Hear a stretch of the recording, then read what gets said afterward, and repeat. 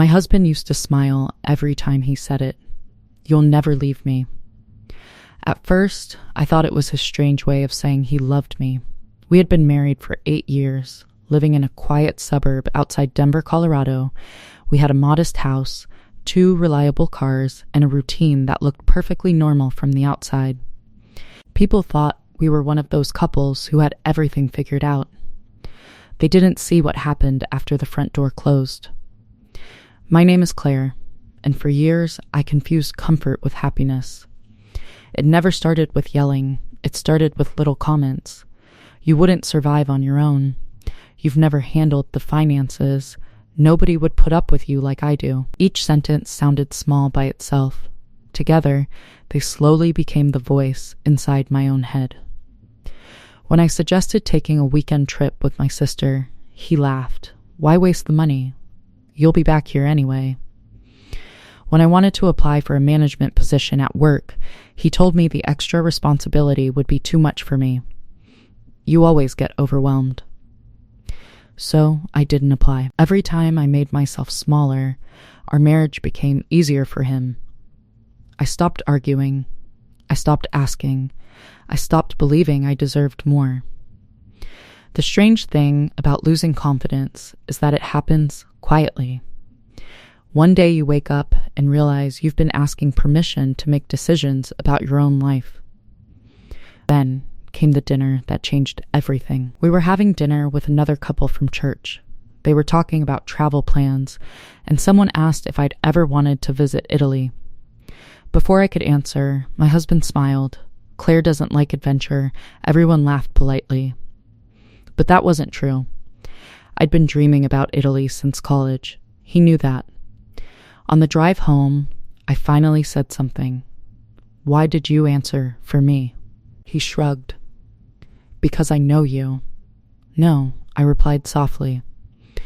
"You know the version of me you've become comfortable with." He rolled his eyes.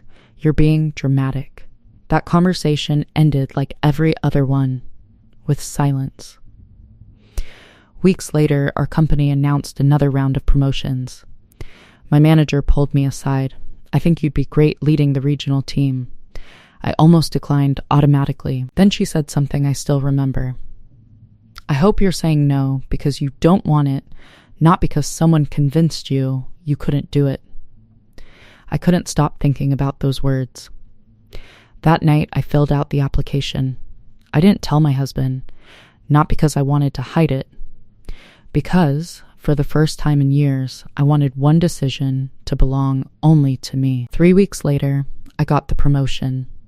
It came with better pay, leadership training, and occasional travel. When I finally told him, he didn't congratulate me. He stared at the letter. Then he laughed. "Do you really think you can handle this?" "I do." "You'll quit in 6 months." "I don't think so." He leaned back in his chair. "You've changed."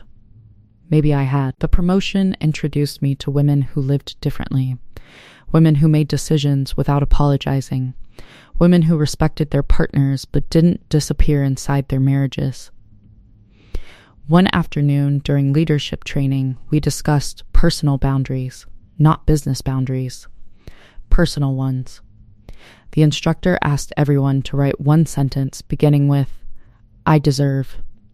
I froze. Everyone else started writing immediately. My paper stayed blank.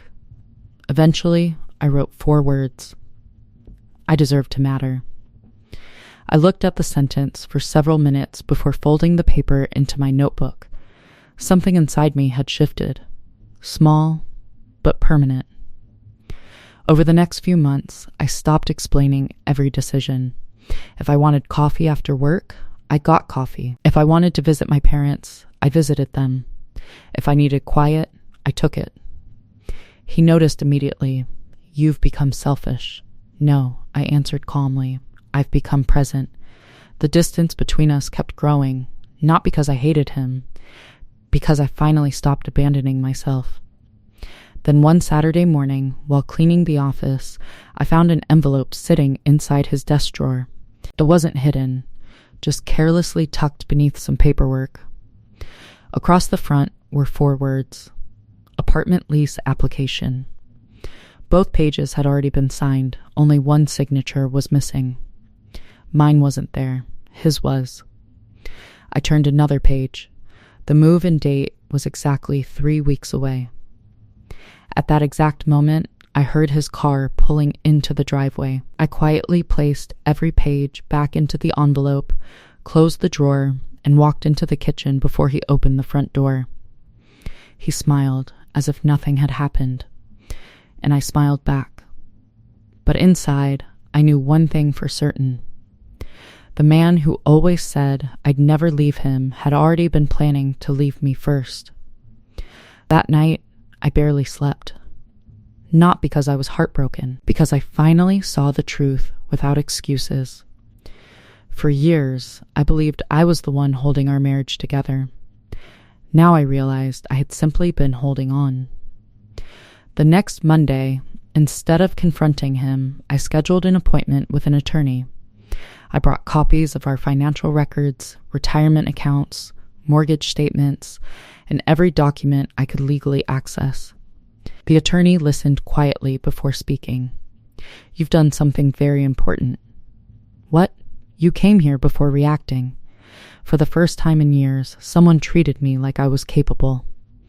Over the next 2 weeks, I learned more about our finances than I had during our entire marriage.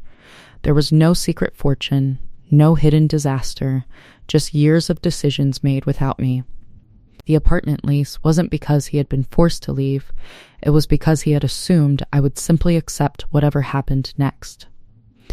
3 weeks later, he finally sat across from me after dinner. "I think we need some space." I nodded. "I know." His eyebrows lifted. "You know, I found the lease." For the first time in our marriage, he had no prepared response. "I wasn't sure how to tell you. I believe that." Silence filled the room. Then he said the sentence I'd heard so many times before.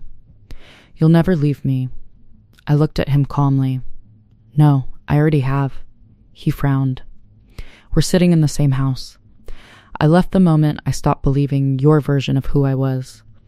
Those words surprised even me. They were true. The divorce wasn't dramatic. There were no screaming matches, no revenge, no public accusations, just paperwork. Meetings, conversations, boundaries. Months later, I moved into a small townhouse that felt more peaceful than the large house we'd shared. It wasn't luxurious. It was mine. One Saturday morning, I hung pictures exactly where I wanted them. Nobody questioned my choices. Nobody laughed at my dreams. Nobody answered questions for me. I finally understood something. Freedom isn't always loud. Sometimes it sounds like making coffee in a quiet kitchen. Sometimes it looks like buying plane tickets to Italy because you've waited long enough. Yes, I finally went. I stood in Florence with a journal in my lap and thought about the woman I used to be. She wasn't weak. She was simply waiting for permission she never actually needed. Back home, my promotion continued to open new doors. I mentored younger women entering leadership roles. Whenever one of them apologized for speaking confidently, I'd smile. You don't have to earn the right to respect yourself. One afternoon, I received an email from my ex-husband. It wasn't an apology. It wasn't cruel either. It simply said, "I never thought you'd actually leave." I read it once, closed my laptop, and went for a walk. Not because I wanted the last word, because I didn't need one. Silence had become enough. People sometimes ask if I regret staying so long. The honest answer is no. I regret believing I needed someone else's permission to become myself. Healing wasn't about proving him wrong. It was about finally believing I was right. The greatest comeback of my life wasn't winning an argument. It was waking up one morning and realizing I no longer measured my worth through someone else's opinion. He had spent years saying, "You'll never leave me." He was wrong. Not because I walked away from him, because I walked back to myself. That was the journey he never imagined. and it became the beginning I never thought I deserved. If this story touched you, please comment and subscribe. I have one question for you. Have you ever stayed in a situation longer than you should have because you doubted yourself? Let me know your answer below.